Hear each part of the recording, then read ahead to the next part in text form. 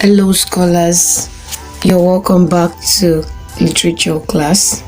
Still analyzing the poem United We Stand by Sanyaolu. Today we shall be looking at the poetic devices employed in the poem. By the end of the class, you should be able to identify and explain the poetic devices employed in the poem. And secondly, you should be able to mention and explain the themes in the poem. The following are the poetic devices employed in the poem United We Stand by Sanyaolu. We have alliteration, assonance, personification, repetition, and rhetorical question. Alliteration is a figure of speech that has to do with the use of the same consonant sound at the beginning of words in a line or verse of a poem. If you look at the example here, we have Peter Piper picked. Now, if you observe the sound in the first letters, they are the same. We have po in Peter, po in Piper, po in picked. So when we have such a situation where the same consonant sound is repeated at the beginning of words in a line, is what is known as alliteration. Now, alliteration is used in this poem in the following lines. Away from kith and kin. In the following example, in the following line, we have the sound in kith, the sound in kin. Far away from Nigerian soil. In this line, we have the repetition of the sound in far and in from. Other lines where we have alliteration are kith and kin we are to each other. Here we also have the repetition of the sound in kith and in kin. Far away from Black Africa. Here we also have the sound in far, sound in from. Then lastly, we have the line of strong because same race we are. In this line, we have s in strong and s in same. So these are the lines where alliteration is used in the poem. Assonance is another poetic device employed in the poem. What is assonance, you may ask? Assonance is the repetition of identical or similar vowel sound in a series of words or phrase. That is when you have same vowel sound repeated in a line of a poem is called assonance. Now let's see how assonance is used in the poem.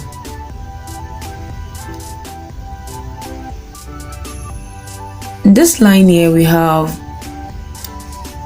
away from kith and kin. Here we have the sound, the vowel sound E in kith, E in kin. Next line we have unity amongst tribe reign supreme. We also have the sound E in unity, then E in reigns, E in supreme. And lastly, we have the following lines. Far away from Black Africa. Here we have the repetition of the R sound in far, in black, and Africa. On Nigerian soil tray. Here we have the repetition of the O sound in on and in soil. So these are the lines where assonance was used in the poem. Another poetic device employed is repetition. Repetition is when words or phrases are repeated in a poem, as simple as that. When you have a word appear more than once, is repetition. Far away. The phrase far away is repeated in lines 1 and 5. The phrase Kit and Kin is repeated in lines 2 and 4. The phrase Nigerian soil is repeated in lines 1 and 9. Rhetorical question is a poetic device in literature. Is a poetic device, and it is employed in this poem, United We Stand. What is a rhetorical question? This is a question for which no answer is expected, that is, a question that does not demand an answer. Now let's look at the poem and spot where we have rhetorical question used in the poem.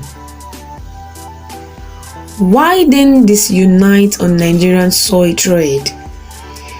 This line here shows the use of rhetorical question. The poet is not expecting anyone to give an answer to this question. Another rhetorical question in the poem is, haven't you learned that united we stand, divided we fall?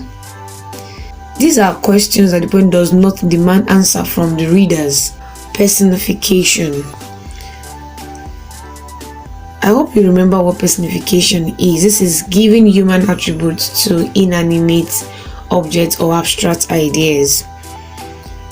In the poem we have unity among tribe reigns supreme.